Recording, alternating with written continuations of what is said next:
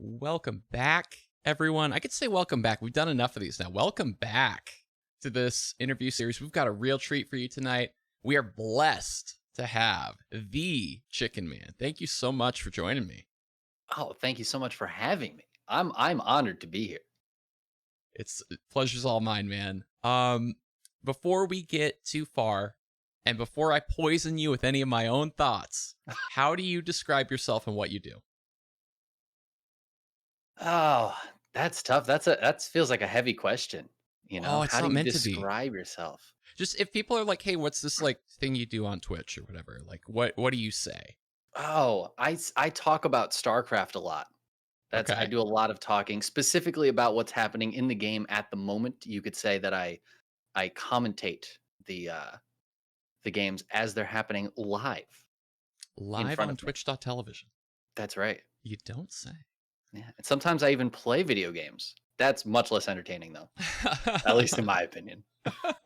See, and that's okay. This is why I front load with this question, right? Because I like to, I know that you do casting. I know that you do ladder, but I don't want to bias you, right? I want to how do you see yourself? That kind of a thing. So you led with the casting. We're going to definitely talk about both.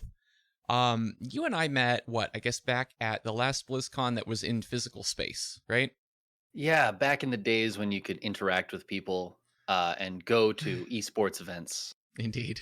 Yes. Yeah. And, prior to that, I definitely was aware of you, but I didn't know you and I wasn't following your content as closely as I should be. So this actually, in a way, is a little bit of a treat for me where, I don't know all the answers to these questions. And I'm really excited to kind of dig in. So how long have you been doing this? Um, I first started streaming 2017, somewhere in Okay. there. I'm actually not really sure. It was a very slow start for me. Um, I decided to start streaming because I figured it would force me to play more Starcraft. Okay. I wanted to play more, but I couldn't convince myself to. So I thought if I put myself on the screen, then I have to queue up the next game. Uh-huh. And I can't get really upset because people are watching. Now, Yeah. I'm sure anybody from my chat will tell you that's gone by now, but it worked. It got me going. Oh Um, man, how many years did you get out of that? Because I feel like I'm still milking that one where it's like, oh, there's like an audience. I don't want to, tell. well, it is a real problem. If I get upset, I will just ban people. Yeah. They'll just be gone. I've gotten better about that, but many a Twitch chatter has left my chat unwillingly when See, I'm salty. I'm getting Um, worse actually. I feel like I have more of a chip on my shoulder the more like, but this is about you, not about me. I mean, feel free to chime in. I'm really interested because you have a really good positive mentality that I like. Feel like I've been striving to Mm. have a better mentality about StarCraft, Hmm. and I do find the more I play, the better my mentality is. I don't Ah, know if that's interesting. something that's been true for you as well. For me, for years and years, I played like once a season. Oh wow. Like Okay. a ladder season. Mm-hmm. Um, I would rank once a season. I'd play maybe 5 games, Mm-hmm. and but that meant when I lost a game, it was so impactful. Yeah. That Uh-huh. loss, it was months of not playing the game to sit down and lose because you built mutas and they flew in. Oh my god, I can't believe it. Yeah. So those losses were so impactful. But if you play 30 ladder games today and 30 ladder games tomorrow and 30 ladder games the next day, which ones were losses, it gets fuzzy. Yeah. Like Yeah. Yeah. even a good win is like I kind of fades because there's so just the amount of games. Mm-hmm.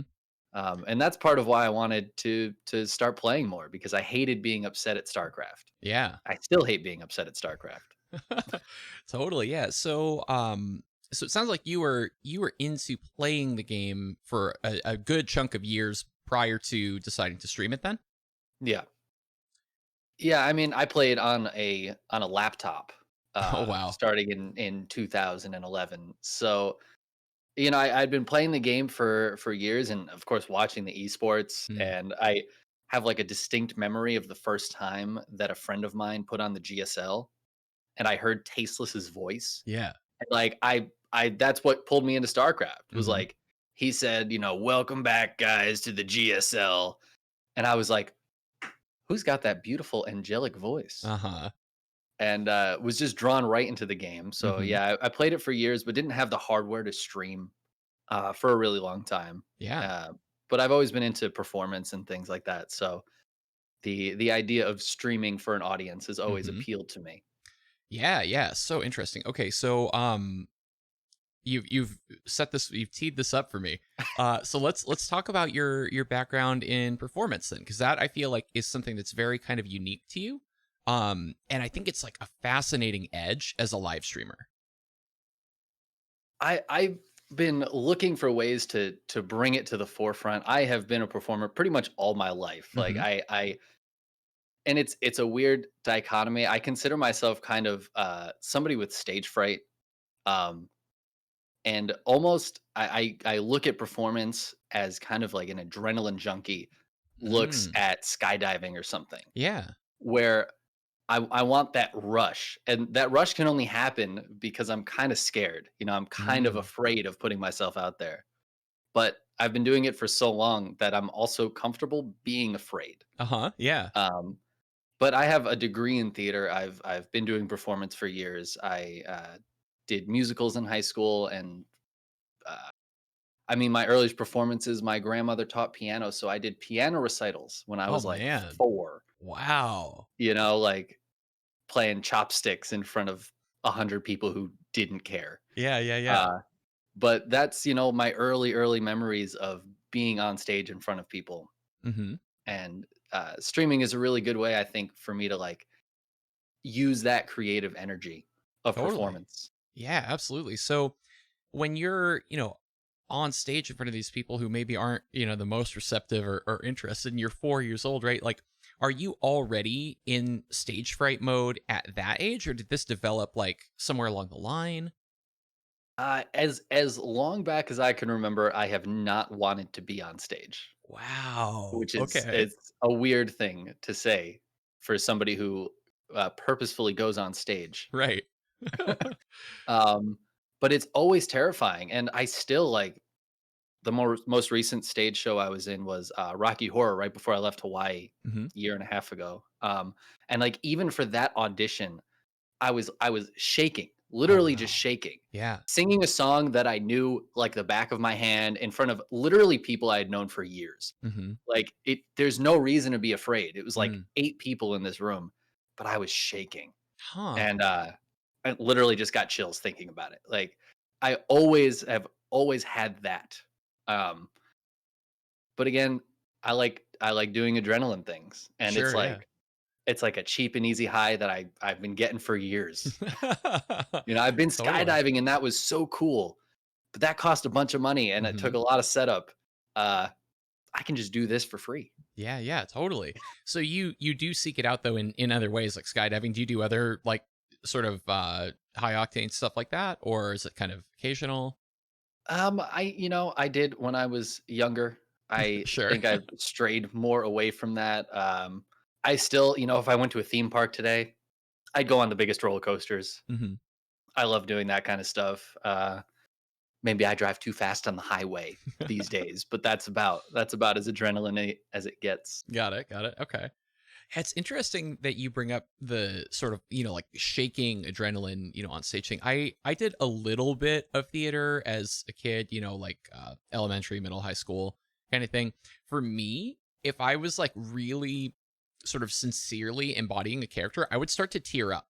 And I don't know what that Mm. is, or what is that a thing? Or am I like the only weird mutant that does that? Oh no, I'm sure that's absolutely a thing. I mean, everybody reacts to that kind of like the nerves and the stress of the situation Hmm. differently. Yeah, Um, yeah. Yeah, and I don't think that's a crazy thing at all, like, to have that feeling, like, because there's so much emotion that you're feeling, and you're Yeah. trying to, like, channel that emotion Hmm. through whatever you're doing on stage, but sometimes, like, I also find that sometimes emotion it just leaks out. It Yeah, doesn't yeah, I'm like, yeah. it doesn't even have to be sad. It could be happy, I could be frustrated or upset, and yeah, sometimes you just cry. Mm. It's yeah, it is. It's kind of a weird thing, but Yeah, yeah, interesting. Huh. Okay. So, yeah, reeling it back to, StarCraft for a minute. Mhm. Just kind of like setting the stage, if you will. So what initially drew you to StarCraft? Um, I really don't know. I had never played any RTS before StarCraft. I Hmm. think a friend of mine had some sort of Command and Conquer. That's it. I have like a super vague memory of that. But I never played RTS. I barely even played strategy games. Um, I enjoyed Risk. That's about as close as I can get. I think I Yeah. played that twice. Uh, I, so it was like completely out of left field for me. I had only just learned what esports was, playing Super Smash Brothers with some friends of mine, Ah, yeah. and I discovered that there's like just tiers of skill. Hmm. Playing with somebody who kicked my ass, and then watching somebody kick their ass, and then watching somebody else kick their ass, and Right. knowing that they're not even like the best. You know, they go to Evo to watch the Hmm. best, and I'm Yeah. like, that blows my mind. So I learned what esports was, and then my friends were like, "Hey, if you like esports, check this out." And I think it Mm. really was like the spectacle of it, and the community that I learned about through Team Liquid and things like that that pulled me in. The game, honestly, if it had just been a game, I probably would have played it a little bit, beaten the campaign of Wings of Liberty, and then Sure. never touched it again. Yep. I doubt I would. I might not have even played a multiplayer game Hmm. because that wasn't really something that I did very often before StarCraft. Hmm. So it was just like that being my introduction to it, and it was right when it was at its biggest too. You know, it was the end of Yeah. Hmm. 2010, early 2011. StarCraft had been out for a bit, so everything it was just huge. And it really just pulled me right in. And of course, the community figures really helped with that. You know, Right. watching Day Nine and again Artosis and Tasteless and just all these larger than life figures that really helped pull you into the game. Yeah. Yeah, for sure. That's so interesting. I feel like you're maybe the first person I've heard whose kind of esports origin is not StarCraft, right? You're like, oh, I was into Smash and then kind of fell down the rabbit hole kind of thing. Not that like, Smash is anything to sneeze at, right? Like that's, like highly, highly well regarded game. But yeah, that's really fascinating. I feel like I very much mirror you in the sense that like I actually did the thing that you are talking about, where it's like I didn't know esports was the thing, right? So I like got the Wings campaign and played it and went, all right, that was cool. And then like moved on to whatever other like single player, MMO bullshit I was doing at the time and just, like that was that. Um and it wasn't until HOTS that I saw like in the launcher some esports stuff and just like, whatever, I'll click on this while I eat lunch before I play the HOTS campaign. And then I like totally, got sucked in exactly the way that you're Yeah. talking about. So like I really, really resonate with this story. Because yeah, it's the personalities and stuff. And I think, this is kind of like I guess a cool segue because now you sort of are that, right? Like, I mean, you're doing these amazing community casts with a in my opinion incredibly high production value, and you're grinding hours, man. And I want to really like kind of dive into, I guess, that all of that good stuff, right? So what initially made you want to start casting the game? Um, it's funny. I mentioned I started streaming because I wanted to play StarCraft. I hadn't even thought about casting it since years before. Like again, when I first started, like was really into StarCraft. For like a year before I decided I should probably focus on studying and Mm, going to school, which I was doing at the time. So I felt back out of StarCraft a little bit. Um, but back then, I remember thinking, man, that seems like such a cool job. Just talking about StarCraft, I was like, I feel like I could probably do that. yeah. And then that thought left my mind for like years. And I started streaming, and somebody came into my stream and asked me, "Hey, do you want to join me on a cast? I'm doing a cast later tonight. Do you want to join me in a couple hours?" And I was like, "Sure." Like I'm not doing anything. Let's cast some StarCraft. And it kind of just came out of left field. It was an OSC event, Hmm. and Ananzi, who was the guy who invited me, Uh, I don't even think he's casting anymore these days. Yeah. So just like super random, somebody popped into my stream and asked me if I wanted to come cast, Mhm. and I was hooked. I was like, this is everything I want in StarCraft, but instead of just watching, I can do it. Yeah. You know, like I know my hands will never be fast enough to get to the high levels, but just maybe I can still have all that everything I love about StarCraft, um, without having to just be disappointed that I'm bad. Uh, which is it's Oh, fine to man. be bad, but it sucks after a while, I think. Like for Mm, me, it's always felt like I'll put in a lot of time for a month and not get any better, and then I'll mm. leave for a month and I'll come back and play better than I was before. And Yeah. I'm like, where was this moment right Right. here? Um and I always want to be able to put more time into playing StarCraft, but casting was something that it felt really natural to me, and I'm sure if I listened to those old casts, I would hate it. But it was just a lot of fun to do, and I decided, I'm just gonna keep trying to do this as much as I can. And Yeah. once ESL started doing their weeklies in 2020, I was like, absolutely, I'm Mhm. clearing my schedule. I immediately was like, it was Sundays at the time. I was like, I need Sundays off from work.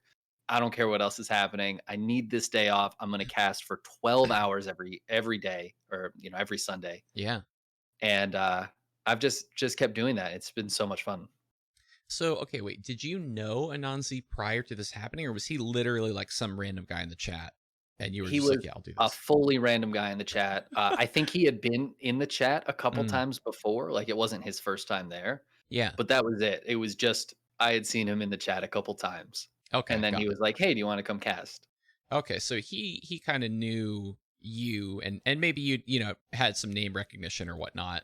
But Mhm. he's looking at you like, okay, this guy's got it. Like, I want him to co-cast with me. I'm gonna shoot my shot, kind of thing. Yeah, I guess so. He was like, I need a co-caster, and, Yeah. this person's online. Online and likes to talk about StarCraft. Yeah, yeah, totally. Very cool. So, okay, and then you mentioned kind of clear my schedule. Like I don't even want to shift if it's a Sunday. Like I'm working 12 hours at my second job. So I had Yep. heard this rumor through a mutual friend of ours who I'm not gonna spill my sources here, but I'd heard this rumor that like if there's a cast you want to do, you would literally rather not take a shift at work and literally lose money than miss out on your passion. Are we confirming this right now? Absolutely. Yeah, that's without a doubt. Yeah, I've been definitely taking a lot less shifts at work over the last, especially 6 months or so. Mm-hmm. Literally just in order to do more StarCraft, Mm-hmm. more streaming, and yeah, I absolutely will not come in on a Monday or a Thursday, Mm-hmm. because those are the days that I cast. Yeah. Like, that's what I do. Um, I won't miss those for anything. Mm-hmm. Very cool. And then, so have your employers or employer, I don't know if you've changed jobs at all through this, like, have they been understanding? Has this been like fine for you, or was it like hard to negotiate this? Yeah, well, in the past year and a half, I've worked at Safeway, which Mm-hmm. is a grocery store Yeah, company. yeah. If you're not from the West Coast, I know you are, but Sure. perhaps other Right. people may not be. Right. It's a supermarket, so uh, it's just an hourly job, really. Mm-hmm. So when I'm like, "Hey, I need to not work these days," yeah, my bosses are pretty understanding. Makes I just sense. Yeah. tell them I can't work. You know, Easy I enough. I, I generally try to do as good of work as I can when I'm there, Sure. so that way they're like, ah, well, at least when he's here, he works.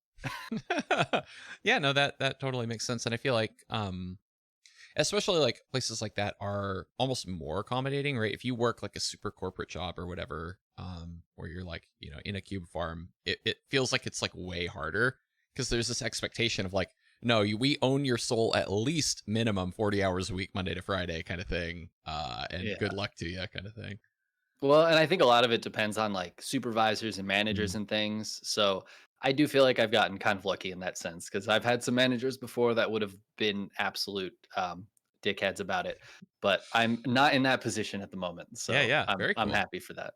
Awesome, man. Well, folks, you can't say that the man doesn't have passion here. He's like, he will literally lose money just for the StarCraft.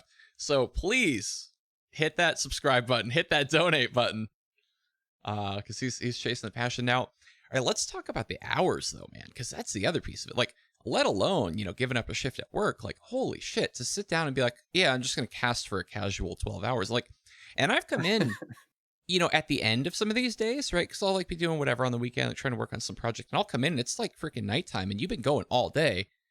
And for me, at least, there is no discernible dip in your energy level. Like, it is the same. Like, if the game is hype, the game is hype to you. It does not matter how friggin' long you've been doing it. Do you even know how you do that? Like, that blows my mind. I will put that purely on the quality of StarCraft games that Okay. you can get from the ESL uh, weekly cups. Uh-huh. There it is, folks. Um, Humility, too. He's got everything. honestly, I don't really know. Like a lot of times, I will have a big energy dip, kind of in the Mm. middle Uh-huh. of the day. Um, but usually, by the time we get to the end of those games, they are so good. The players are so good. Mm. This last week, it was like Zest and Solar in the finals. Like I Mm-hmm. can't not be hype Yeah, yeah, casting yeah. that. You know what I mean? Uh-huh. It's just too exciting. I just really really love casting games that are just at that high level, and especially if I don't get to see those players too often, Mm-hmm. it just feels like a treat for me. Yeah, yeah. Totally makes sense. So how do you like physically get through it? So do you like have to meal prep? How does that piece of it work? I haven't even thought about how I would even stream for 12 hours. Um, I mean, generally speaking, StarCraft is all I need to actually sustain my life. I'm kind of like the Protoss, Okay. you know. Yeah. I just photosynthesize the StarCraft. Uh-huh. Yep. It depends on the day. A lot of times there's like a 2 hour, hour and a half maybe break between the Mm-hmm. two casts. So Mm-hmm. I'll like put on a VOD or something and go make food Mm-hmm. and then eat food and then come back. Yeah, yeah. That's really nice. This past Monday, there was not time for that though. And I anticipated that and I ordered food, which got here just as I finished. And then I ate it and then I came back. So Nice. Yeah.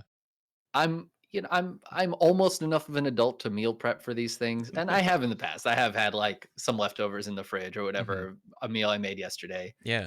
Um, Usually by the time I'm done though, I'm extremely hungry. Mm-hmm. Yeah. So it's time for food. Totally makes sense. Yeah. When you kind of initially started working with ESL, was that just like a thing where you hit them up and said, "Hey, I want to do this"? Were they, putting out the call, like looking for people? How did that kind of work initially? So that was just they were looking for community casters for Hmm. the weekly cups, Yeah. and you could apply, and if you were acceptable in their eyes, they would say yes. And I did that very early on Mm, because they had a limited number and they like way exceeded that number, but there's still people who like wanted to apply and wanted to cast but weren't able to, yeah. at least for a very long time. Hmm. Yeah, definitely. Especially for some of these, like you mentioned, some of these big names, right? Those are coveted casts. Like it's especially like, I think about myself starting streaming and never having gotten into casting. Like, it's really hard if I'm just like some pleb in Diamond League to entice a viewer, right? But Yeah. like, I can say things that don't sound totally stupid, and if the games are hype, it's like, so like that's a really kind of coveted spot. And I know that there was a lot of competition for it too, right? Where for them to be like, yeah, this guy, like, he's got the quality, like, we want to, have you be one of our picks. Because you're right, they did have, I remember a time where everybody was like clamoring for, how can I freaking get in the door to cast these? I don't care when I have to be awake, kind of thing. Yeah, so I think it says a lot that you were able to kind of scoop up one of those spots for sure. Yeah, because and you're right, it's fun too. Like, I guess I'm honing in on the ways that it's hard, right? And I don't mean to make it Yeah, yeah, seem yeah. like, such a bummer, but like, genuinely, I think it can be glossed over. Like, people maybe only see the really romanticized thing where like, oh, you're casting this amazing game that Zest is playing against Solar, and like, it can be easy to be like, oh, I want to do that. That's not hard work at all. It's like, yeah, no, like, you got to realize like what this guy's doing to make this happen. Um, what about I'm just again I'm trying to think of like all the barriers, right? So like for me, I have zero control of like my voice, right? So when I get done, it could be a 2 hour or a 3 hour stream. I will have yelled into this microphone so much. Thank God for compression. Um, that my voice is just done. Like, do you from your theater training just have good control? Like, how do you make it through 12 hours worth of talking? I do think that yeah, just learning how to control your voice over Mm-hmm. the years. I've taken ridiculous amounts of like classes and uh, learned from directors and acting coaches and things like that. But I think the other part of it is I'm not much of a yeller, Mm. Mm-hmm. as it were. Yeah. So, even when I get hype, I feel like I don't yell so much. And maybe that does come back to theater training and things like that too, like just Yeah. projecting, saying the same thing at a higher volume rather Mm. than really, really yelling. I think a lot of it too comes from singing. I did a lot of musicals, Yeah. and you do need to know how to like control your voice in a way where you're not just destroying your throat. Mm-hmm. But there is a distinct difference after a 12-hour cast in my voice Mm. Okay. than at the beginning. Yeah. Uh, it's definitely there. The voice is not happy when you're talking for that long. Right. Yeah. I feel like the thing that you just said where you pointed to right here and you said destroying your voice, I'm like, oh no, that's me. Like it literally, I mean, when probably the first year or two that I streamed, every time I had a long stream, I thought I was getting sick later that night.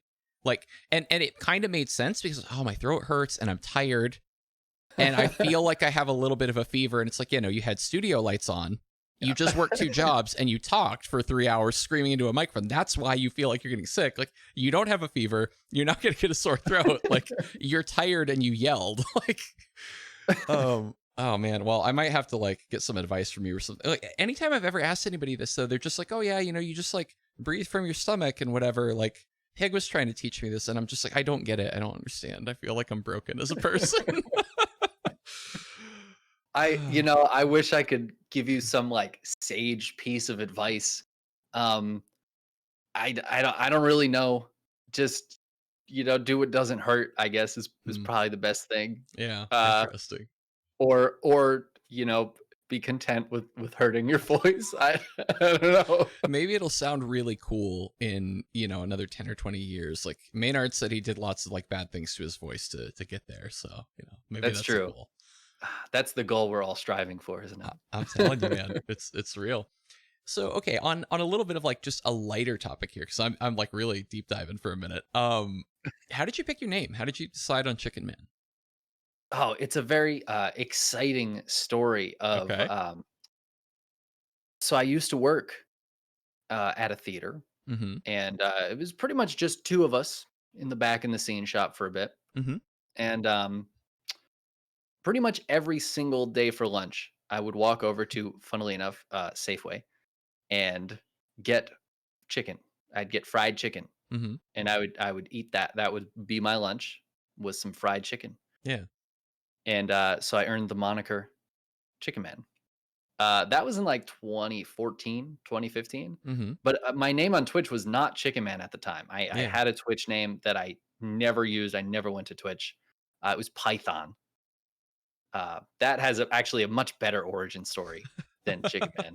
But I was looking for a name. Again, I knew I wanted to stream. I didn't Mm-hmm. quite have the gear for it, but I was like, this would be cool. I should work Yeah. towards this. Mm-hmm. So I changed my name on everything to Chicken Man because I thought that's silly. I'm kind of silly. Mm-hmm. That this makes sense. Yeah. Yeah. And I still stand by that. It is silly. I am silly, and I think it works out. Yeah. Very cool. So, okay, was this your nickname from like your coworkers or from the people like giving you shit at the Safeway?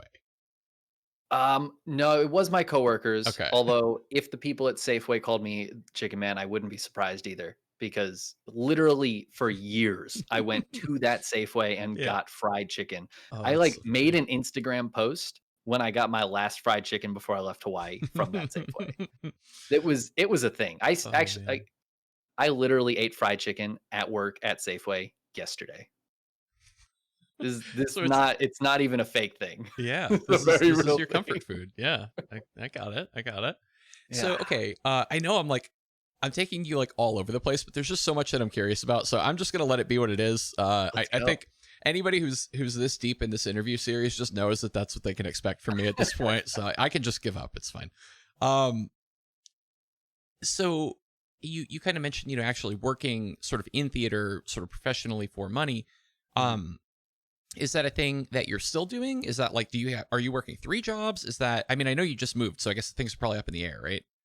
Yeah, so I lived in Hawaii until the end of summer 2019. I Hmm. worked in theater for a lot of the years that I lived there, Hmm. 5 or 6 years Yeah. after I graduated school.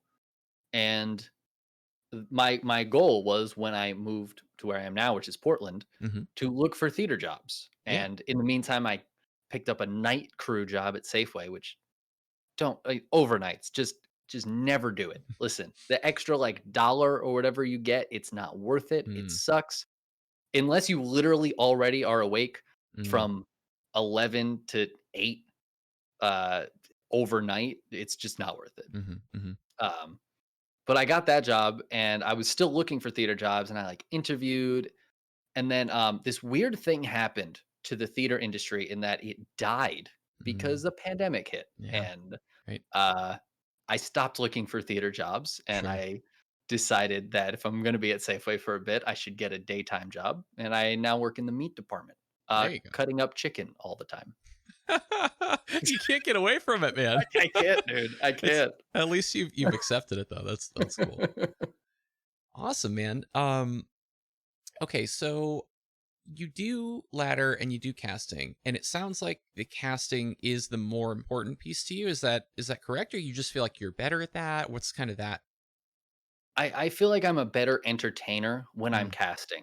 I okay. feel a lot more comfortable in, what I'm doing, whereas when I'm playing the game, my emotions can absolutely get the better of me, and Uh huh. sometimes I feel, totally it's not a problem, but, when you get a little salty, that happens to me a lot, I feel just like I'm not as good of an entertainer Mm, when yeah. I'm playing like that, and, Yeah. Yeah. it's something that I've known about myself for a long time, that Mm-hmm. I am a person that gets very upset sometimes. Mm-hmm. So I try to just avoid that if I can. And, Sure. if it happens, I try to kind of work through it.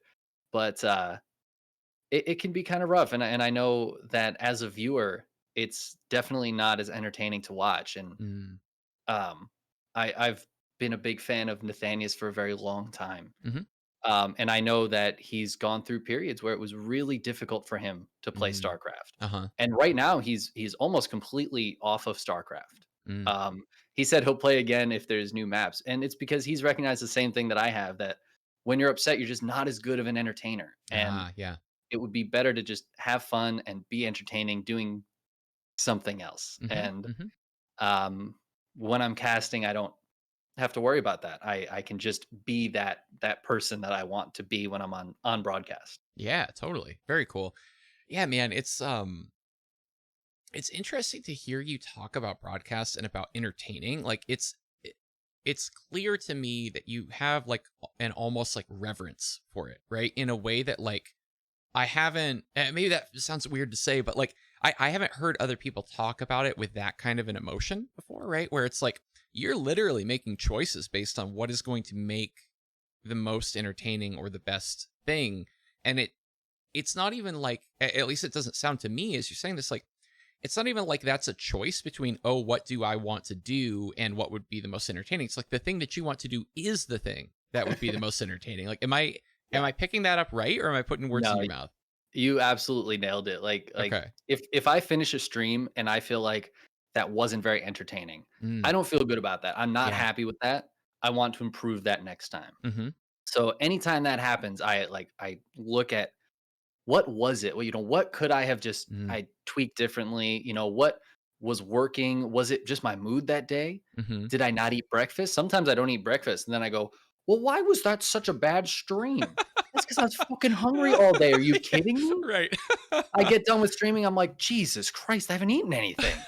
No wonder I'm upset." Like, yeah, of course I had a headache this morning. I barely ate anything. Oh, Like, man. yeah.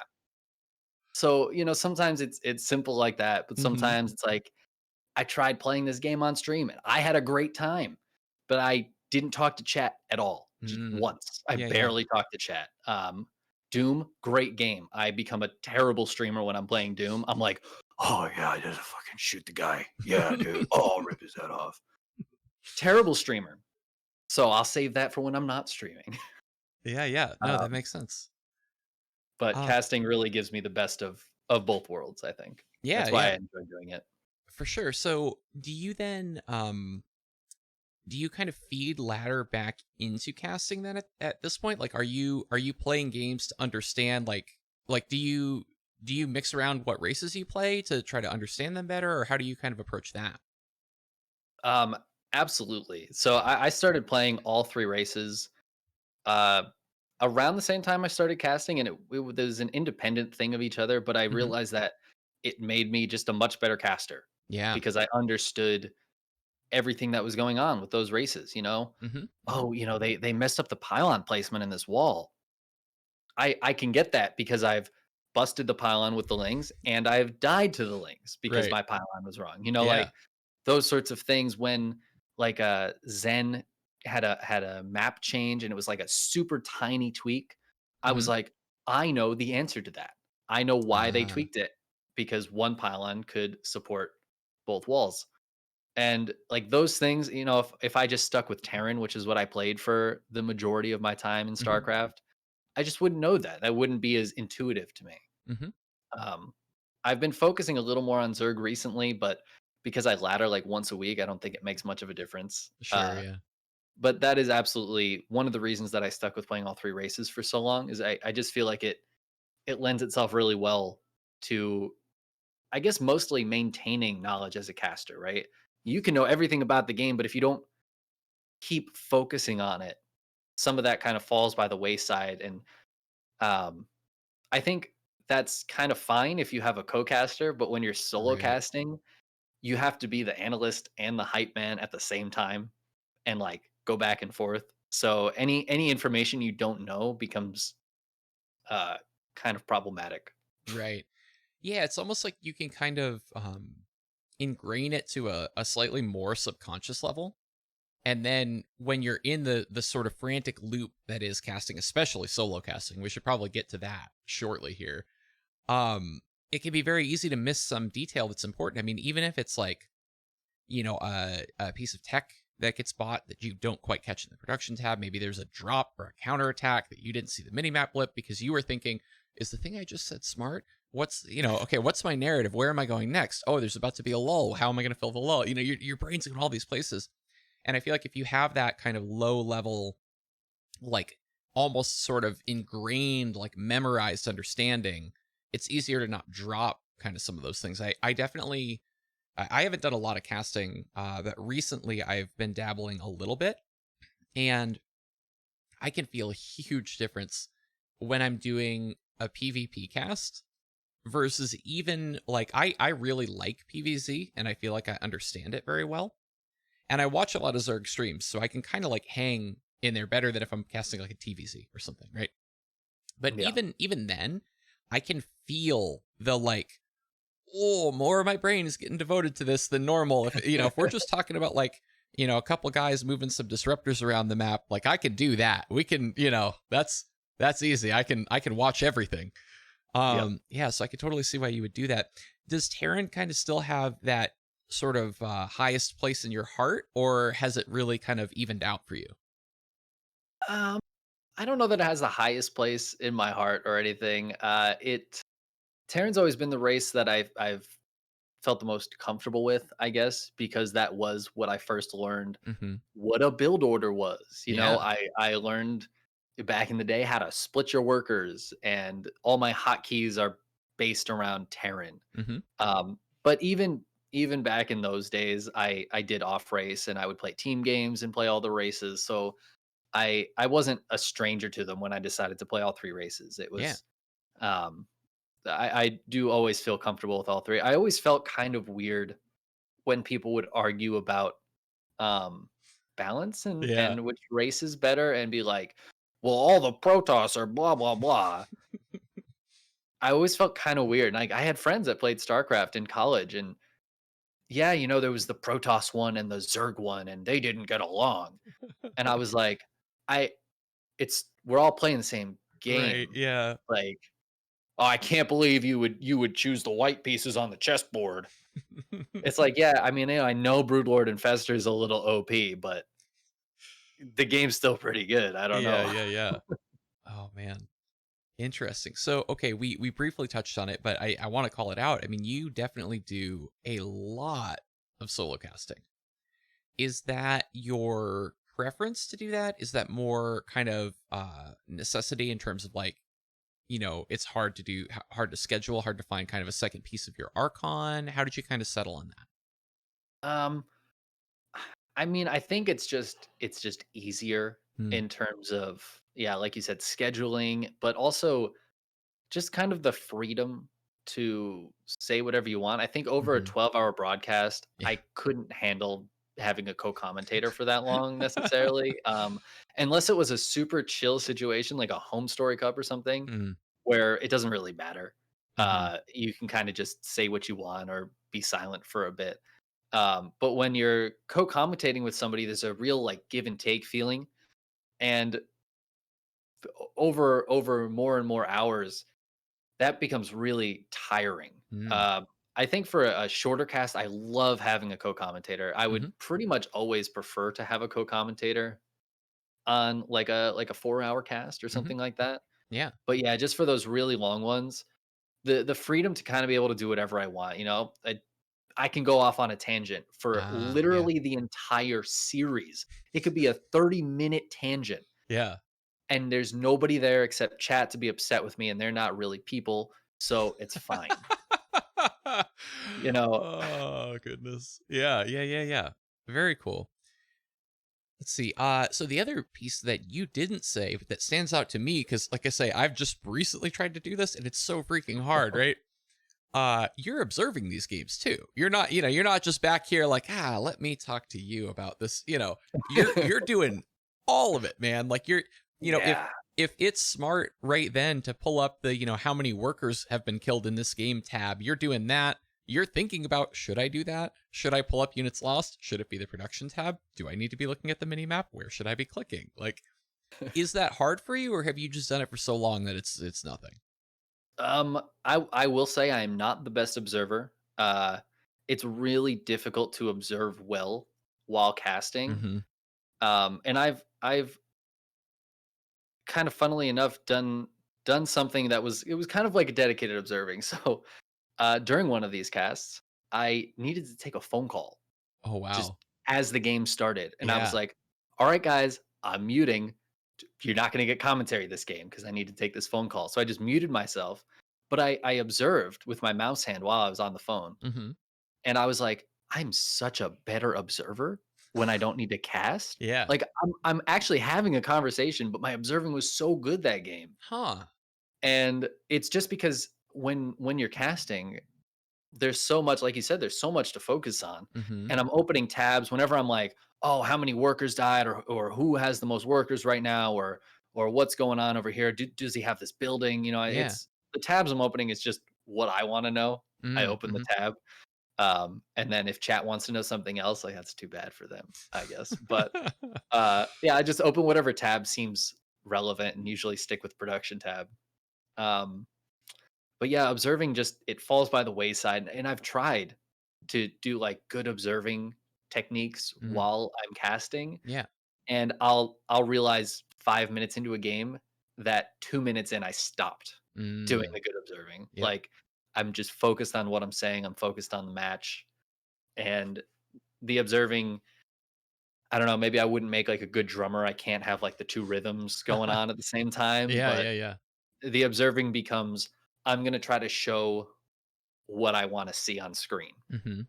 And, I try to do it as smoothly as possible, but it's never quite as good. Right. It's worth noting too, when you have a dedicated observer, if you're watching somebody else's camera, Mhm. it moves way smoother. All the little, Really? like, jankiness goes away. Because in the Interesting. StarCraft engine, there's acceleration and deceleration when you're following a camera. So if you're following a player cam, Mhm. you'll notice that the movements are really weird. Mm. and it's because of it, like, smooths out the curve, Mhm. so they're really less jarring, which means somebody observing, if you're on their camera, it's, like, way smoother. It's really Wow. nice. Yeah. The real secrets of the Starcraft scene being divulged in this interview, folks. Yeah, well, that's for all the observers that can't be, like, Mapu, Sure. and actually be smooth, Right. uh, you get that shortcut. Uh-huh. Uh-huh. Wow, that's really cool. I didn't know that. Um, so another kind of interesting thing, and this is a pitfall that I have definitely fallen into, so I am not calling out any other, inexperienced casters. This is one that I've been struggling with.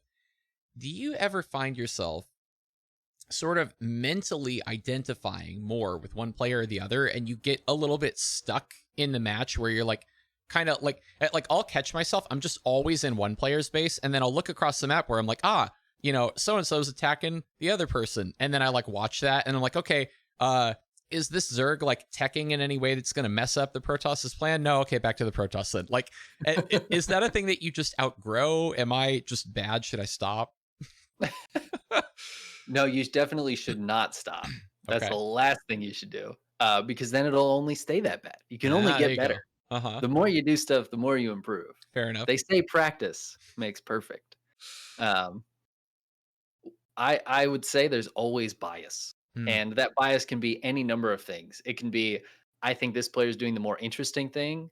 Like sometimes, yeah, in a PVZ or something, maybe the Zerg player is playing full on standard, and the Protoss is max packs, and I'm like, I need to watch what Max Pax is doing. Like, Yeah. sure, the Zerg might do something weird, but the opposite could happen. It could be Bly against Showtime. Mhm, I don't care mhm. what Showtime's doing. Oh, he's putting down a Stargate. Cool. Is it going to be a Void Ray or an Oracle? I don't know. Bly's got a proxy hatch. Like that's more Right. important. So a lot of times the bias for me is which player is going to be more interesting Mhm, mhm. because I want to see the interesting stuff. Right, yeah. Um, so I guess that kind of works out. Yeah, I mean, I But would. sometimes it's like, I like this player a bit more. I'm gonna focus on them a bit more. Mhm. If I have more to say about them, I'll be in their base more often. I don't think it's too big of a deal as long as you do make sure to check on the other player from time to time. Right, yeah, that makes sense. I mean, I would argue that the thing you're saying where it's like, I've got, like, Max Pax or Bly in the game, right? Like, I actually kind of feel like you're probably right to be sort of prioritizing that, right? Where,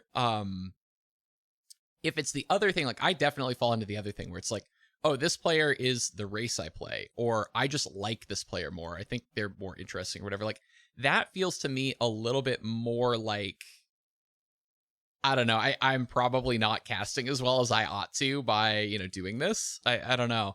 But yeah, I mean that I guess you're right to point out like or I should say I agree with you that those biases will exist and they can exist for different reasons, right? And maybe some of them are more okay than others.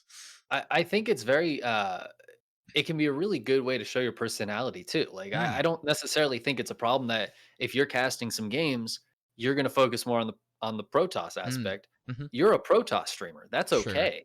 I've listened to like Uppetry Zelda cast, and Hmm. he's like, oh, the Terran's doing this and the Terran's doing that and the Terran's doing this. And it's Hmm. because he's a Terran streamer. Sure. Yeah. Um, those things come through. I might mention if there's chickens, involved. It's if you were doing like a, professional dream hat cast, maybe Yeah. that's a little less acceptable. But if you're casting something on your channel, the people watching you watch you play Protoss all the time. I don't Hmm. think it's a bad thing that you're going to be more focused on the Protoss, Yeah. Okay. because that's what you're more comfortable with, and probably your viewers expect that too. Like, Hmm. I think it shows your personality and I guess more of the person you are. I mean, that's always going to come out through your casting, Sure. right? Is what your biases are, or just the kind of personality you have. If you're somebody who loves macro play, Hmm. you might lean towards those macro players. Me personally, if the game's over by 5 minutes, that was a good game. Very interesting. Actually, this kind of raises another thing that I'm kind of curious to get your take on with regard to casting. So you kind of mentioned before, as a predominantly solo caster, you got to be everything, right? You're the obs, you're the play-by-play person, you're the analytical person. Do you also kind of espouse the same sort of philosophy in the sense of when you're giving analytical commentary, will you go there in terms of saying, "Oh, I don't like this style as much. I don't think that it's good." If if you think maybe somebody's doing something that's like, I don't know, out of the meta and not in a good way, or will you try to keep it like, um, give them the benefit of the doubt, I guess, and be like, "Ah, I wonder if Zest is trying to do this," you know?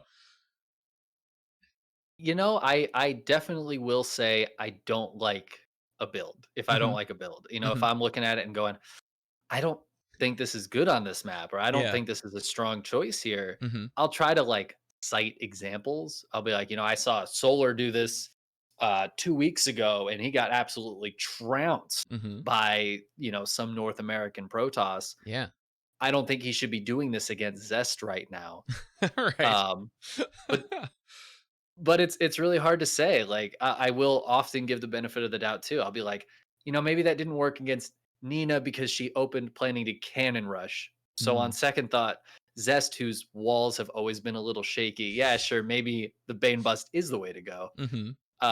or whatever it happens to be. Yeah. I do try to see both sides of the coin, and sometimes a player just makes a bad call. Uh, and like me observing everything, seeing all 15 of this player's last games, yeah, sure, I can say this is a bad idea. But this Mhm. other guy's been playing StarCraft for 8 hours, Right. and he just wants to try to win the game. Mhm. It's Mhm. it's a different situation. Yeah, okay. That makes sense to me. Interesting. So, okay, changing gears a little bit, is there any sort of achievement in casting or event or co-caster that you want to work with, or any kind of thing that it for you is like a dream tier thing? And this is just between us, so you could say whatever here. Oh, that's so difficult. For me, it's honestly there. I don't think there's one event or like one commentator or anything that I'd love to do a cast with. Hmm. It's kind of everybody. Like Yeah. it almost feels like a cop out.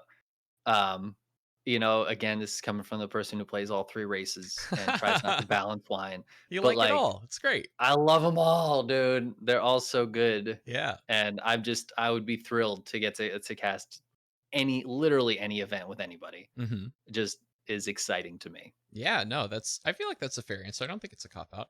What about sort of what you've done thus far? Is there like a series that stands out or any particular tournament that you've covered where you're like, oh my gosh, that was either, you felt like your casting was on fire, or you're just like, these games were like earth shatteringly good, or it could be any reason. If you have more than one story, I'm happy to sit back and let you tell them, man.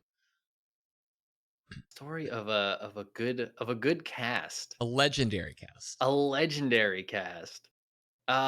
I don't know. I often think, that I should go through my VODs and listen to my casting so that I Hmm. can improve. Mm, And I just never have done that. I also don't watch replays when I'm playing StarCraft, so I think there's a theme there. yeah. Um, it would be more about the games to me, but there are so many. I guess the first series that comes to mind that I just pops in is I got to cast Clem versus Cyril Ooh, in one of yeah. the ESL weeklies, and like, oh my god, dude. There's you literally do draw energy from a cast like that. Hmm. I Hmm. could go into that cast about to fall asleep, but I'm going to be hype by the end of game 1. There's just Yeah. no way it's not going to happen. Hmm. There's so much energy when those guys play, and there's been a few others like that too, like got to cast some Beyond games, and any of those where it feels like there's constant action. Hmm. I'll never get tired of those games. Hmm. They are so much fun to watch. And I don't know if my commentary was any good. I have no idea. Yeah. But man, I had fun. And that Right. is like that's more important to me. Hmm. Maybe I should go review my commentary, but I don't know. yeah. I feel like, I mean, what I'm getting from this conversation with you is like, you're so much fueled by just really loving what you're doing, right? And really like being willing to do anything for it because that is the thing that makes you happy is the the pursuit of it and the creation of it and so forth like and so I don't and it's funny because I'm such like an introspective like let's just think about how we can do this better like that's such like my shtick, right? But I really think what I'm about to tell you is like I don't think you should change that. Like I feel like just being kind of fueled by that is like the right thing for you. Now what's interesting about that though is I did hear you say some stuff earlier that sounded a little more along the like introspection-y kind of line, right? So I'm wondering, like, it sounded like you do reflect back on your casts and you kind of think about it. So are you doing that, but just without necessarily like referring to the artifact itself? Like you're not listening back, but you're maybe thinking back? Yeah, I would say that's accurate. Mm-hmm. I really don't watch my own VODs. Mm-hmm. I'll listen to them sometimes if I'm like cutting together a YouTube video or Mm. something, Yeah. but I don't analyze what I was saying and if that was good because I know that if I listen to it, I'm gonna have bias and think that it's all terrible. Uh, and that's not gonna be helpful. I would rather send it to somebody and say, "Hey, can you give me some, like, honest feedback?" Mm. Because I can't listen to this impartially. Mm-hmm. But I constantly, literally every day, think Mm-hmm. about, how I can improve either my casting or my stream or whatever else I'm working on. Mm-hmm. Um, and a lot of times, like, I know I've had plenty of just dud casts that were not good. Mm. But a lot of times it's like, the energy, I just didn't have the energy for that one, and the game wasn't super interesting that time. Mm-hmm. So the energy fell, the casting wasn't great. Sometimes I'll get missed calls. I actually don't mind having a missed call because it's usually, at the very least, entertaining. Um, I'll be like, "Oh, I think this player's. It looks like he's gonna go for this. He's gonna go for the all in." Yeah. And then it's like 9 drones, and I'm like, "Whoa!" The hive starts up. I'm All like, right. ah, um, Take two more all right, expansions. yeah.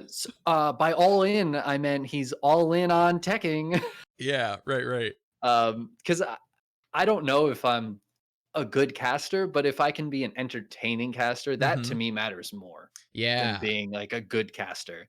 Maybe I can't go cast every other esport available right now. Mm-hmm.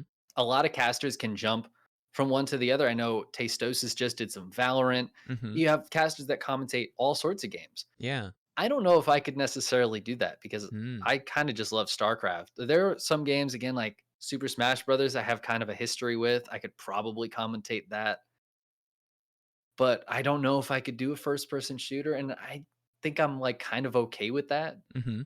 I'm kind of okay with that. For me, it's just more important to be entertaining than like have that perfect hype casting type of like rhythm Yeah. Mhm. or be the analyst that knows every little detail and knows the specific build and it's got some weird name like the Marjorie. I still don't know what the Marjorie is. It's I've been been like told 3 that one, like, years. a bunch of I think it's I some have charge a no lot shit. idea. But yeah, I can never remember it either.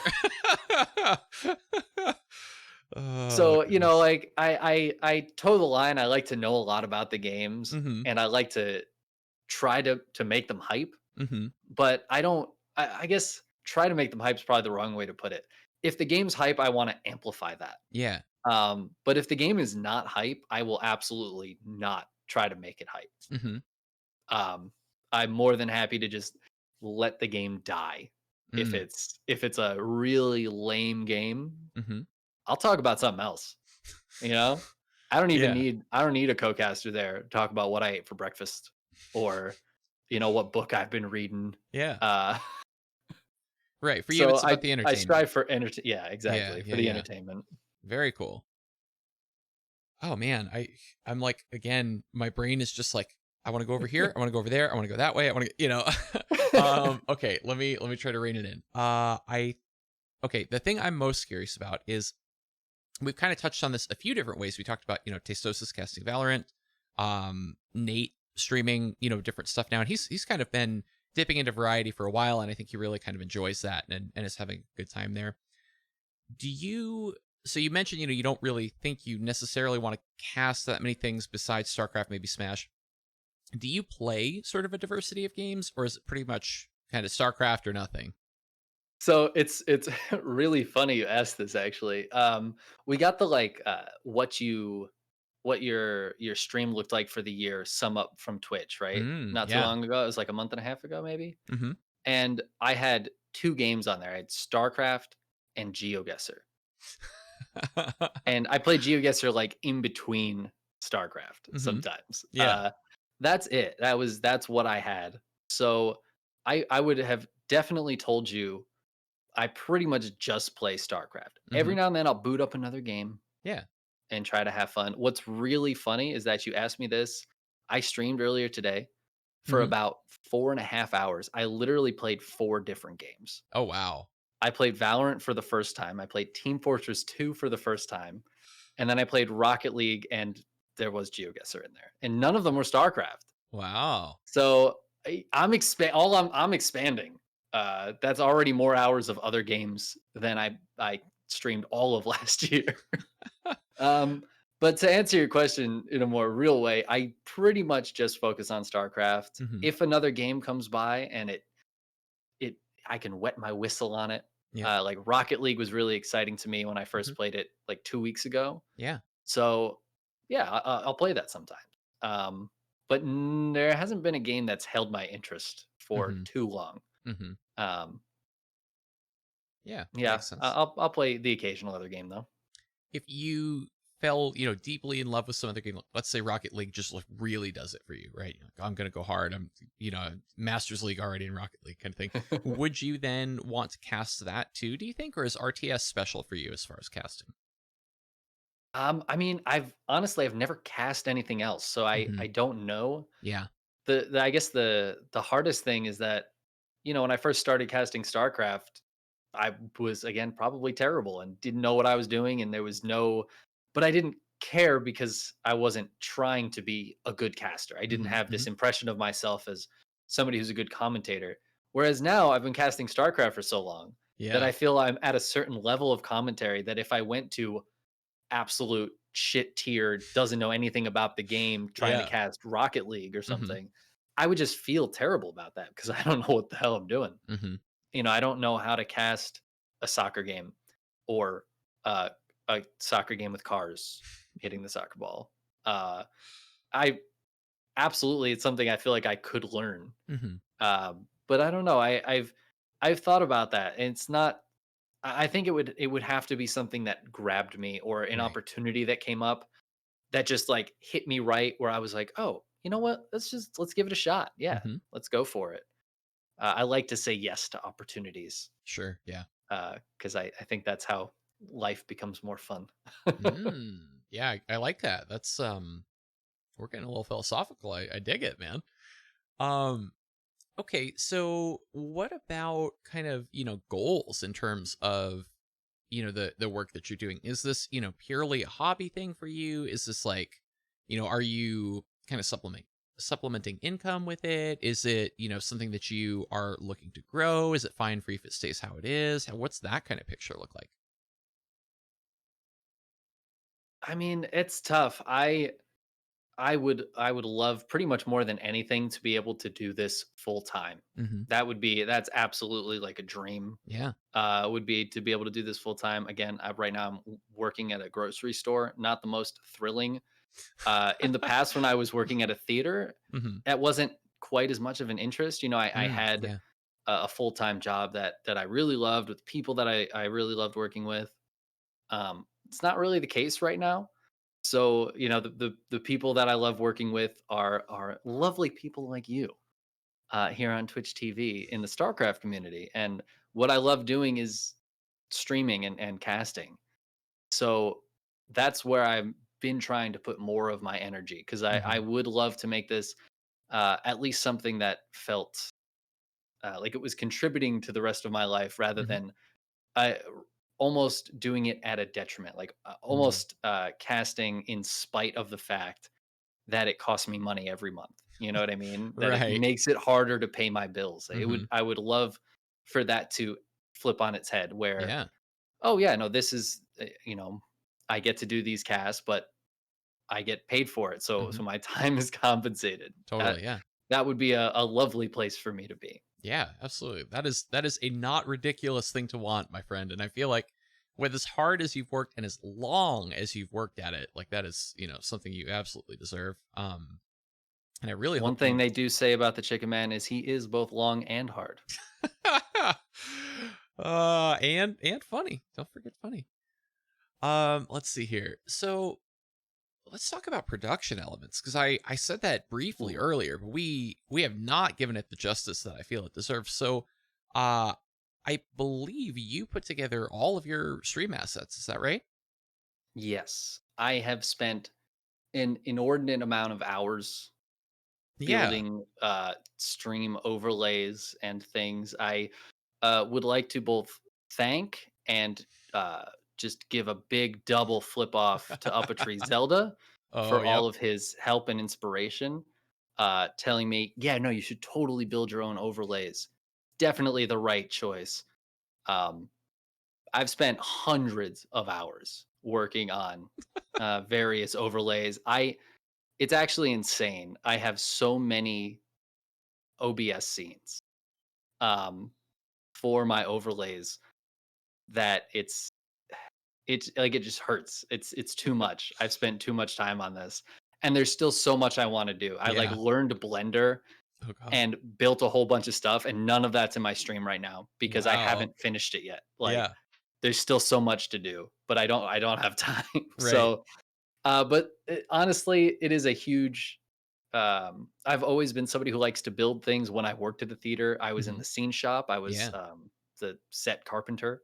Hmm. I like to put things together, and it's that to me is what the stream production is. You know, Hmm. Hmm. it's building this environment Yeah. that I want to be in for my stream.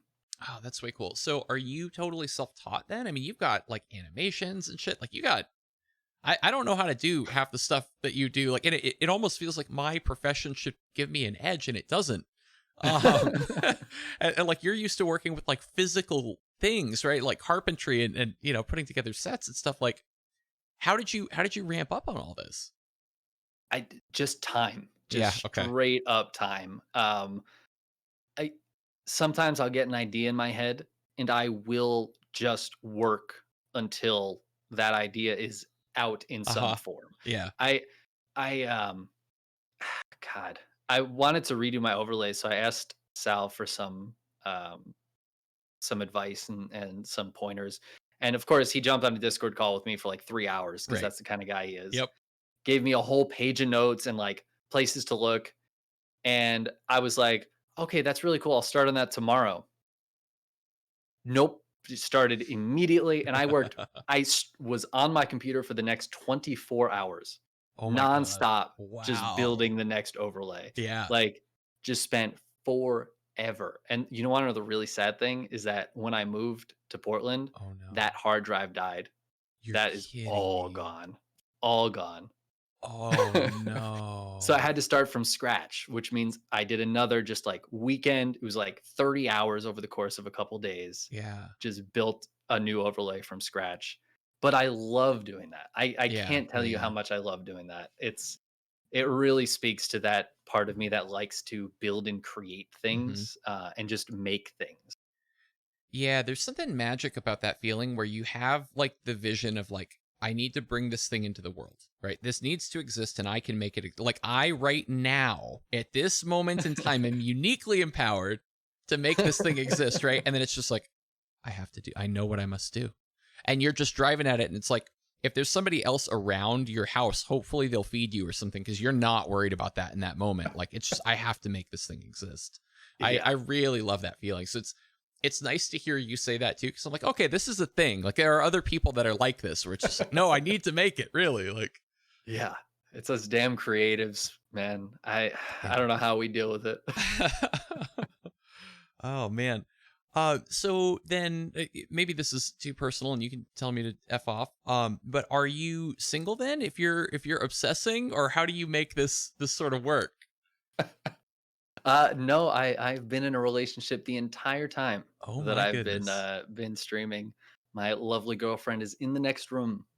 Um, probably watching. I'm gonna go with CSI still. Okay. Whatever crime show it is this week. Uh-huh. Okay, so Um, go ahead, go ahead. no, no, it's been tough though to kind Mhm. of get to the point of your question. It Yeah. is tough to maintain a relationship and work full time Mhm. and stream on the side. Yeah. Um, time is an annoying thing. I often wish. Mhm. So I'm gonna skip ahead to a Okay. question Yeah. that is often asked in interviews, which is, if you could have one superpower, what would it be? Ooh. And my answer is always that when I sleep, time stops. Ooh, Just that's that. nice. Yeah. Just that. You wake up, it's the same minute you went to sleep. That's Doesn't matter. good. You could do anything. You go in your break room at work. I could fall asleep right now. You'd be like, "But that was a long blink." Nope, I was asleep. You Yeah. wouldn't know. Fully rested. That's my superpower. Ooh, that's a good one. Can I have that? Can I use that next time somebody asks me that one? Please do. Please Oh, do. It needs sweet. more traction. I need Uh-huh. an X-Men with this Yeah. power. Right. Yeah, And yeah, it's yeah. just like all he is a fully functioning adult. That's it. Yeah. Like imagine if you had the power of like a full night's like a 10-hour sleep. You know, you feel Yeah. after a Oh 10-hour my sleep, you're like, god. I'm gonna do a project today. That's what always happens to me, right? When I like if I really sleep in, I'm like, I'm planning a trip and shit that day. I'm like, oh cool, let's maybe we could go hike that mountain or just like weird stuff like that where it's like normal depleted no energy me isn't thinking these things, right? It's like, oh, maybe I'll like cut a vod. You kind of like drag yourself to the desk and Yeah. sort of do it. Oh, that's really good. Wow. Okay, well, now that you've got me totally nerding out on the superpower. Okay, but so, with all of that, right? You kind of laid it out, right? Where it's like, I'm working a full-time job. I'm trying to stream. I have a relationship and I want for it to be healthy and good. And also, sometimes I break a hard drive and I just know that I got to go off the deep end and like Photoshop some stuff for a full day straight, right? So like, does she just like see the gleam in your eye and just go, oh, okay, I'll just, I'll shove some food under the door and like hope he's all right kind of thing? Or like, how does that work for you? Yeah, I mean, she understands that when I have like a project I'm working on, that's it. My brain is consumed Mm, by that until it's done or until I've hit that wall of I actually can't do this hmm. and I need to revise. Yeah. Um, which usually doesn't happen because usually the revision comes first. The first like thoughts of a project in my brain are, Hmm. is that feasible? No, next. Is that Mm, feasible? No, next. yeah. Until I find the one, and then Hmm. that's what I work on. But yeah, she's gotten used to that. Every now and then, it's listen. Today is a day where I'm going to be on the computer all day. Yeah. Makes sense. So you kind of just pick your spots then basically. It sounds like the two of you where it's, you ride the creative wave when it comes, try to be a normal human apart from that. Despite the fact that you're working two jobs and you just hang in there. Yeah, I mean, I think over the years we've both had our moments of being the busy one. Mm, Essentially, she okay. was Yeah. just went from school part time. She like went back to get a new certification for Hmm. 15 months and Oh wow. was like full-time school and at least part-time job, so she was just busy all Hmm. the time, like every Yeah. day. um but now that she's done with that, she's a lot less busy now. I get to be the busy one. uh so we've gone back and forth over Hmm. the years. Makes sense. So you've been together for some time then, it sounds like, if you've kind of like done the seesawing thing. Yeah, it's gonna be 10 years this year. Oh my gosh. Yeah. Wow. Congratulations. That's amazing. Almost as long as I've played StarCraft. Ooh, the Almost. the the two great loves of your life, clearly. That's right. Oh man. So okay, let's see. I'm skimming through my questions because I went way off the rails. Like I just had too many interesting things that I thought of. Trying to make sure I don't miss anything that was like super important to me to ask you. Um What's your favorite color? Oh, we can't miss that one. let's see. Do you have a favorite like let me rephrase that. Is there something that you feel makes a cast like really special or like makes for the best possible cast? Is there like a secret ingredient, do you think? Secret ingredient. Um, I think it's just, at least for me, it's just the energy of it. Mhm. And a lot of that can come from the games, but also it's just that ability to, like you were talking earlier about fill time. Mhm. Sometimes at the start of a game, I'll be like, I got nothing. The brain's empty, dude. Yeah. There's nothing in there. It could be the first cast of the day, it could be the last of a Mhm. 12-hour day. It doesn't matter. Yeah. Sometimes it's just not there. But I feel a lot better about a cast if those moments don't come. You know, Mhm. Mhm. if there's always something to say, even if it's not about the game, if Right. it's about something tangentially related. Um, but sometimes it's like I'm describing a strategy that I've noticed recently, and Mhm. those are really, really the fun casts where it just feels like I Yeah. always have something to talk about, which is actually the most wonderful thing about going to having a co-commentator after Mm. casting solo for so long is you always have something to say. Mhm. Because if you're solo casting, man, you are just filling time and Yeah. talking nonstop. Mhm. But when you have a co-commentator, sometimes you're like, they'll start talking and you'll be like, I have something to say. By the time they're done, you've got three. And you're like, now I got to Uh-huh. pick. Okay, well, let's just go with this one. There's Yeah. always something to say. So that's a really nice thing about not solo casting. Mhm. Mhm. But it really is just that energy of not feeling like there's a lull. Even when there's the game's quiet, you're filling that and providing something interesting. Mhm. That's to me is what makes it feel like a good cast. Yeah, I really love that too. And I similarly have had that feeling of like if you do get on a roll, right? Like you I don't know, the action of like the fighting stops, but you have this thing in your head of like, "Oh, now I'm going to wax philosophical about like the way that that engagement could have gone, and like what I think and oh, maybe if this person had chrono boosted that unit and then how would that have changed the fight?" And it's like, "Okay, I could totally fill like 4 minutes if they just don't attack each other for a while. Like this is fine." Yeah, yeah. Yeah, that's a really nice feeling. You said something interesting, and this is I don't think I've ever heard another human talk about this before. The idea of like you have this like bucket in your head, right? You have this like cue system of like I want to say this next, and it goes in there, right? And then they say some other interesting thing, and you add another one. And they say another interesting thing, and you're like, I can't do them all, right? Like, and I have to. Do you feel like that's a skill? Like, can you? Does it ever get better? Can you start to be able to hold more? Uh, t to hold more, maybe. I think, it stems from, like, improvisation. To me, it's Ah, the yeah. harder thing is less, uh, holding that information, although sometimes it just disappears, which is kind of thankful. The harder thing for me is choosing, Mm, is picking what I want to do. You yeah. know, like, where do I wanna go from here? And I think as much as I absolutely just hated doing improv classes, I really do not enjoy doing improv at Hmm. all. Uh, it really taught me a lot on how to just, you kind of just have to go for it and trust your instincts like 95% of the time. And a Yeah. lot of what becoming like a better commentator or a better improviser in general, I mean, commentary is just improvisation on the theme of what's going on screen, Hmm. right? Yeah. Uh, it's oh, now the train of thought's gone. Where was I going just then? Well, you were saying it's not about holding things, right? That was where you Yeah, started. yeah. It's about choosing. You're the Oh, I second. see. Yeah, yeah, yeah. Go It's ahead. about refining your ability to make that choice. So Mm, essentially, you need to trust your gut.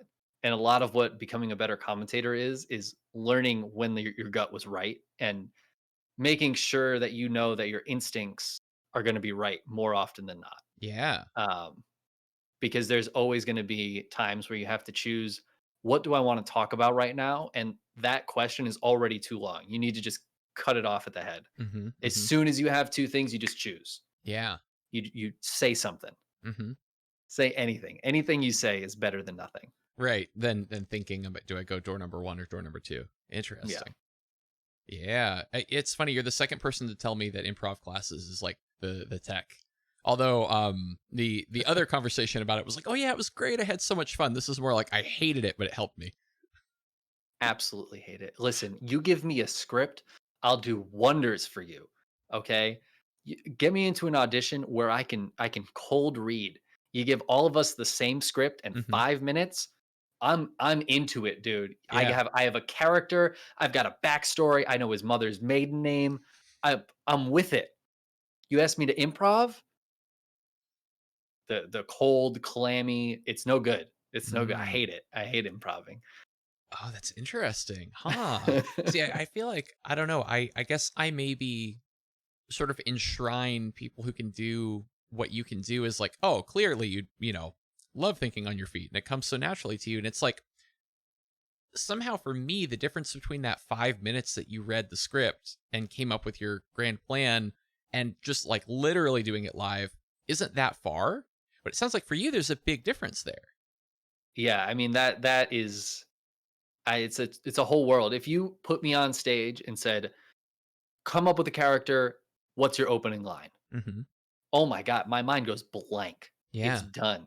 It's like I need that push. It's like Hmm. there's just some inertia Uh huh. that in my mind, if I don't have it, I don't go anywhere. Hmm. But just that 5 minutes that gets the ball rolling, and it's downhill the rest of the way. Yeah. I Interesting. can work off of that. Are you that way with other creative endeavors? Because that for me actually reminds me of like when I make, I don't know, let's just say it's an overlay, right? Or even when I'm coding. I don't like the blank page at all. Like I need the Yeah. little seed of somebody else's creativity. Like if I ever did like music, if I wanted to like sort of, Mhm. get into some, workstation, like produce a song, right? I would definitely have to pick a genre like lo-fi or something where it's like I'm going to have a little bit of this and a little bit of that and Yeah. maybe I flip this thing and chop it up and whatever. Like I could do that, but I can't do the blank page, man. That scares the shit out of me. Yeah. I think a lot of people are like that. I feel like that's generally like a it's almost like a creative hack is to Mm. figure out how to get the page started. Uh-huh. Yeah. I know that for instance, you saying blank page made me think of writing. Mhm. Stephen King Mm. sits down and writes for 6 hours every day. Wow. He just writes. It doesn't Mhm. matter what it is. 80% of it probably goes in the trash. Yeah. But that means that he never starts with a blank page because Mhm. he's always just writing. And it's like, this is trash. This is trash. Wait a minute. Mm. Now I have something. But he's Mhm. already 3 paragraphs in or whatever. So it's not, you're never looking at a blank page going, well, what am I going to do? That Yeah. spark of inspiration, it gets the wheels turning. I think for a lot of musicians, you don't sit and look at a blank page. You sit at a piano, and I can't play this before you ask. I took piano lessons for like 3 years from my Mhm. grandmother. That's about all I got. Yeah. But you sit down at a piano and you plunk out some notes, Mhm. and you could plunk out notes for 30 minutes, and it could sound like nothing. And then you hit the guitar button, and you hit two notes, and you go, wait a minute, now I need the guitar. Now I've got the first few notes. Now I can look at the page because it's Mm. not blank Yeah, anymore. yeah, yeah. I've got my melody. Mhm, mhm. And I think most creative things work like that, where if you have a blank page, it's so difficult. Yeah. It's so difficult to get started. So, okay, now let's talk about the keyboard behind you. If you can't play it, why is it there? So remember when I said how I wanted to stream so I'd play more StarCraft? Yeah. That's what this is. Okay. I want to play more piano. I love it. Yeah. It's set to the side, like up on its side against a wall. It's Mhm. it's done that for years. Yeah. I made the choice. I don't know if it's a good one yet to bring it from Hawaii to Portland. Uh-huh. I made that choice. Wasn't cheap. It wasn't cheap. No. Less expensive than buying a new one though. Sure. So at least there's that. Um, but now it's sitting here staring me in the face. And you want to know a fun fact? I Hmm. don't have the power cable. Oh, no. Yeah. Left it in Hawaii? No, actually, I loaned this to a friend for their wedding, and they still have it. Uh, it's just up in Seattle, but Okay, well, I just keep needing to get it one of it's these on the same days. continent. That's cool. It's close, you know. Oh, goodness. Okay, what about the guitar behind you? Is there a guitar? There's an ukulele. Oh, there's an ukulele. Okay. Yeah, I can play Okay. a little bit. I got a little bit of Nice. that. Pick that up in Hawaii. Uh-huh. And how You many gotta years were you learn. there again? You told me, but I've forgotten Um, already. I went to school there, and overall, I was there for 10 years, genuinely to the day. Oh, wow. Yeah, That's kinda cool. of the day I flew in and the day I flew out. Did you do it on purpose that way? No, Oh, Nope. that's weird. Yeah, I was like, "Why does this date seem kind of familiar?" It was like August 17th, and I was like, "I think I think that's the date I, like, flew in," and I looked it up, and it was, like, 4 days before classes started Yeah. and of my first semester, and I was like, "I that's definitely the date I got there. That's fucking weird." Oh, that's so weird, man. Huh, how about that? So, okay, then that means that you and your significant other met while you were in college? Is that right? Yeah, that Oh, is that's the correct. sweetest. I love it. It is so cute. We lived in the Greatest, same man. dorm. No way. Yeah. Oh, that's so We fun. Are met you actually, doing a haunted house together with some other people in our dorm. That's super cool, man. Are you both like from the mainland or yeah, okay. Yeah, yeah, we're from very different parts of the mainland. Originally, Uh-huh. I'm from upstate New York, Okay.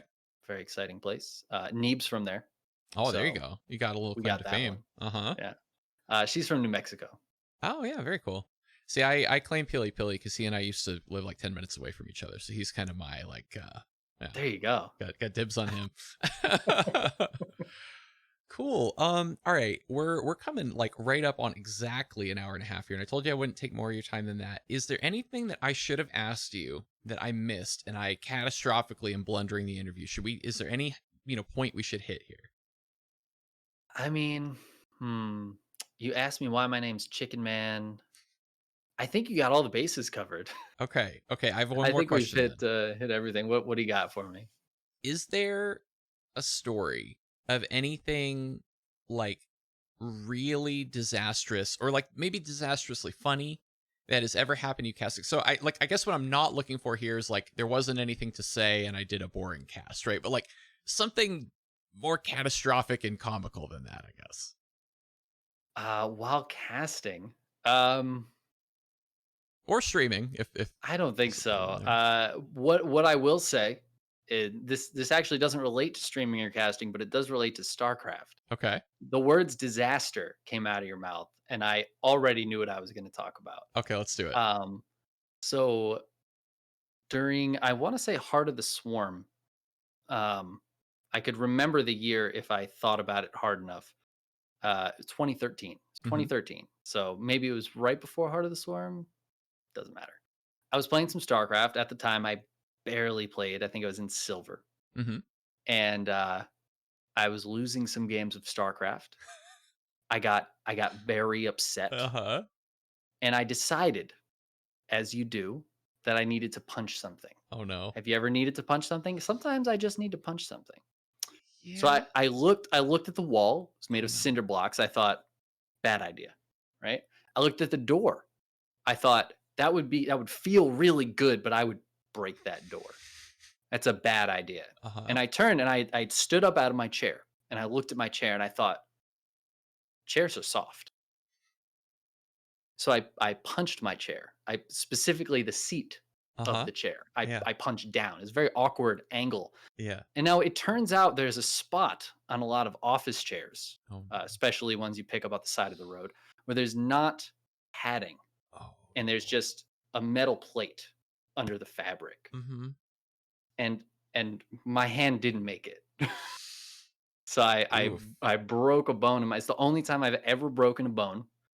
Oh, Uh, no. and it was after I got salty during a game of StarCraft. Wow. There you have it. Ladies and gentlemen, boys and girls, don't tilt to that degree. It's a Yeah, cautionary tale. it's not, it's not worth it. It's not a happy time. Did you have to take time off from the game? Well, like I said, I played about once a season, so by the time the next season rolled around, I was Okay. fine. Fair enough. Yeah. Yeah. No, I That was was good. that was the end of your season and then you just Yep. kind of, you wouldn't have You know gotten what? more than I was watching too much IPL Fight Club, I bet, at the time, which was a StarCraft tournament. So maybe that's why. Oh, goodness. Yeah. Wow. No, that sucked. I didn't have health insurance either, so Ooh, that was scary. a rough moment. Fortunately, the pinky bone of your hand not the most impactful Makes in sense. life. It Yeah, hasn't yeah. really been an issue since then, but it's still a little bent. So it's a good Oh, wow. reminder Yeah. every now and then that I shouldn't get too salty at StarCraft. Yeah, it's like if you got a tattoo or something to commemorate the experience. I like that in that story too, there's a thought process, right? It's like you're angry and you've lost control to the degree that you're going to hit something, right? But you're still like you weren't a total cave person about it, right? You're like, okay, not the bricks, not the door. I'll have to pay to repair that, right? Like, let me hit something soft. And you still got punished. I Unbelievable. It's just how life goes sometimes, man. Oh, goodness. All right. Well, I should definitely give you the opportunity to kind of plug anything and everything that you want to.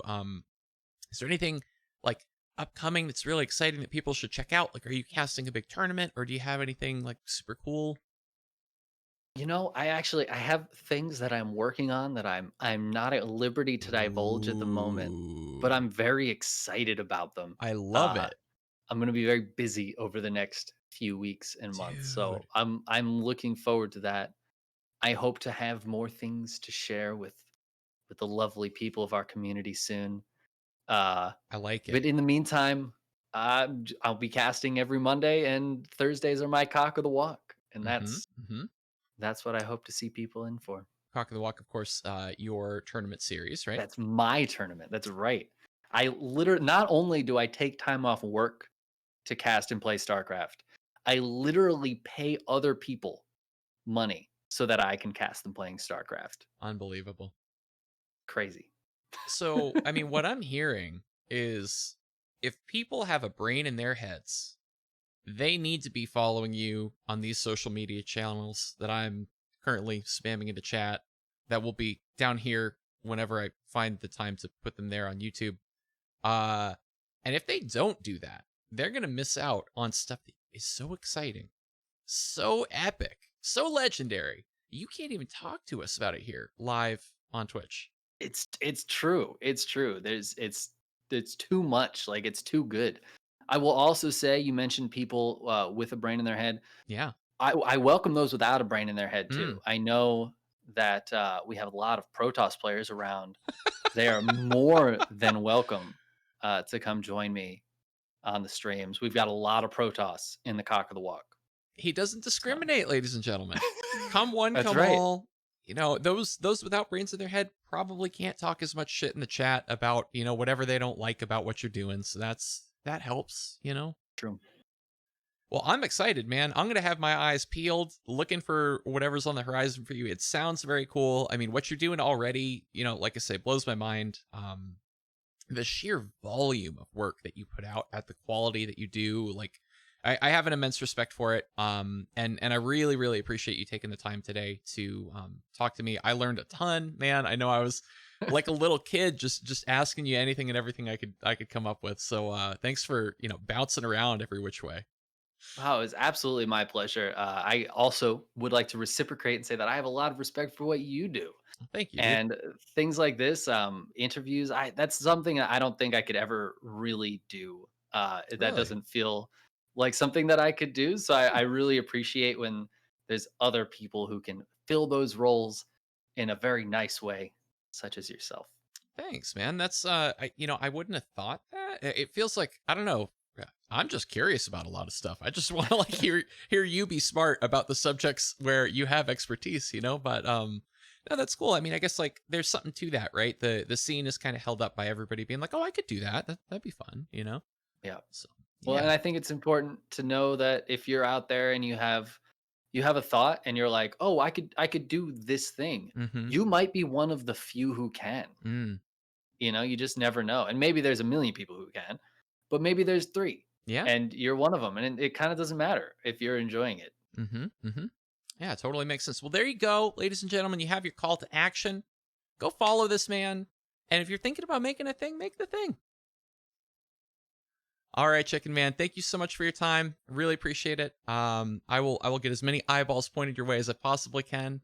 And yeah, be looking forward to what you do next. Bye everybody. We're gonna hide Chicken Man from you.